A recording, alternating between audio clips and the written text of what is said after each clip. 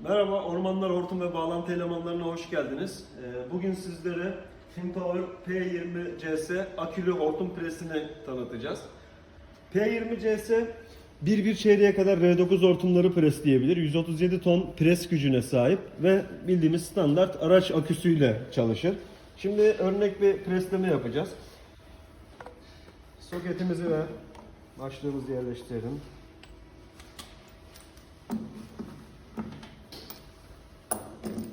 Makinede ayaklarımız takılı. Ayar yapmak için mikrometreyi kullanıyoruz.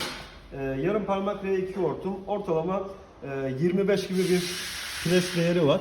23'lük ayak takılı. Mikrometreden ayarımızı yapıyoruz. Artı 2 milimetre.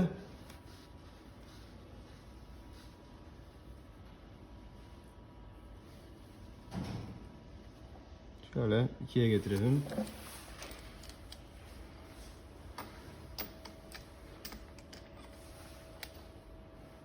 Makinenin kullanımı son derece basit.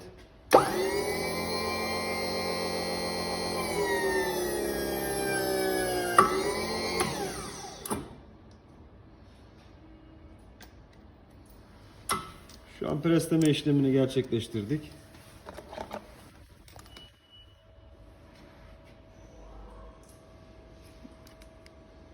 Gördüğünüz gibi 25'e presledik. Bu kadar basit.